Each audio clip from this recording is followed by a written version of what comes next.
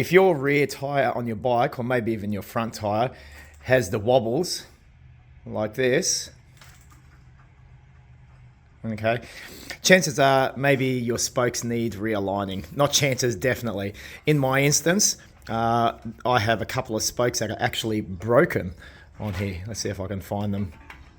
There's a really loose spoke, and just over here there is a broken spoke.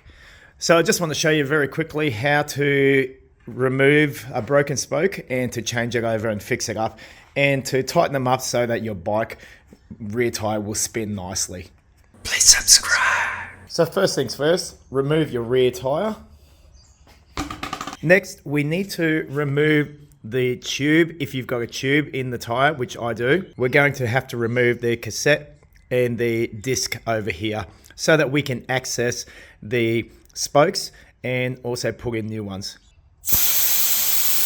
Okay, get that tube out. Next, we're going to be removing the cassette. We'll remove the locking ring.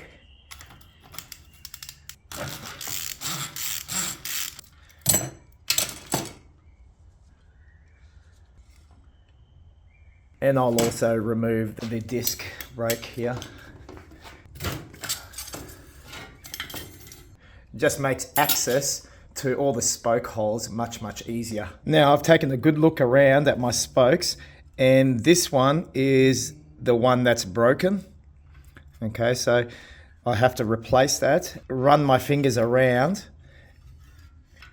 and this one's quite loose too. It's not broken, but it definitely needs tightening up here, and we'll do that soon. So first job will be to remove this spoke. I need to get it out from here. Now I've got some rim liner here, so I will need to unscrew this out. Now what I'm able to do is, using a pair of pliers, I can nip the end of the spokes here just to keep it tight, and then using a spoke locking nut tightening tool, I'm able to loosen this and the spoke should pop out. There we go. The spoke has come out now.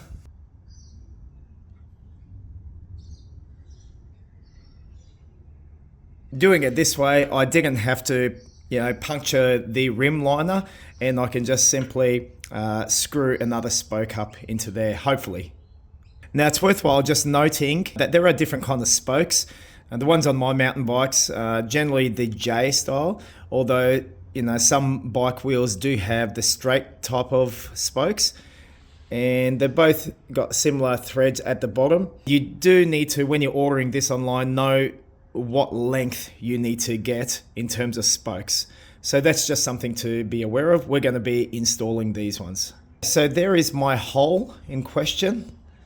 So I will be feeding my spoke in from the most approachable side.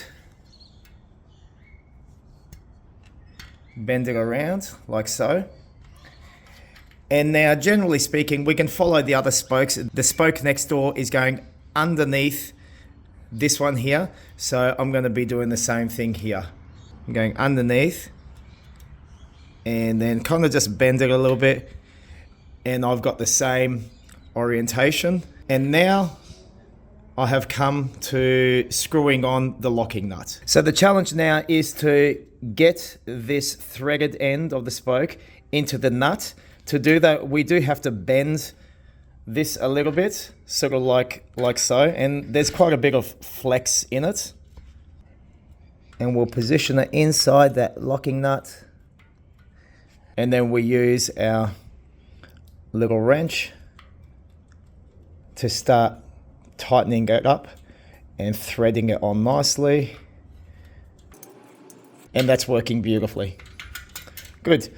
I got a little bit of tension there. I'm now going to be putting it back on the bike, and then we'll get it trued up. I've mounted the back wheel, just haven't put the tube and tire on yet. I'm just going to true it up in this state and just have a look at the wobble that's in there.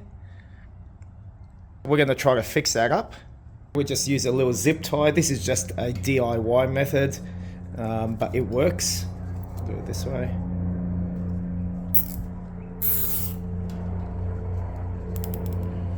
we go. And we snip it off. And what the idea of this is, I adjust this to be just at a nice distance and just a slight little gap. And you can see how it touches one side. So what we're going to be doing is adjusting each of these locking nuts on the spokes, getting them to an optimal tension and fixing up that gap. When you tighten or loosen it, the gap opens or it gets smaller. Now with your spokes, you're going to be having ones which go off to the right and ones which go off to the left or the other side. These ones, so like every second one will be going off to that side. So the more you tighten this, the more the rim will start to bend that way. The more you tighten the other side or loosen, it will start to twist the other way. So you kind of got to figure out each spoke locking nut, you know, whether to tighten it or whether to loosen it. So basically the way it works is when you put your locking wrench on, if you turn it towards the left, you are tightening it. If you turn it towards the right, you are loosening it. Okay, so just kind of keep that in mind. So if I want this side of the rim to be pulling this way and for that gap to be closing up, I want to be tightening the nut. So that means I would be putting it on upon the spoke that is upon the right hand side of the rim. If it's too much out there, I may need to loosen it by turning it to the right and then tightening up the opposite side like this, and then that will begin to pull the wheel over to that side, if that makes sense. Okay, I think I've made enough adjustments now, and I'll just show you what is acceptable to me.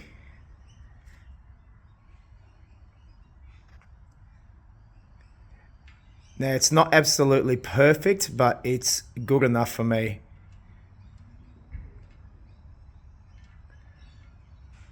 All right, let me get my tube and tire on. All right, and that's about how true we're gonna get it.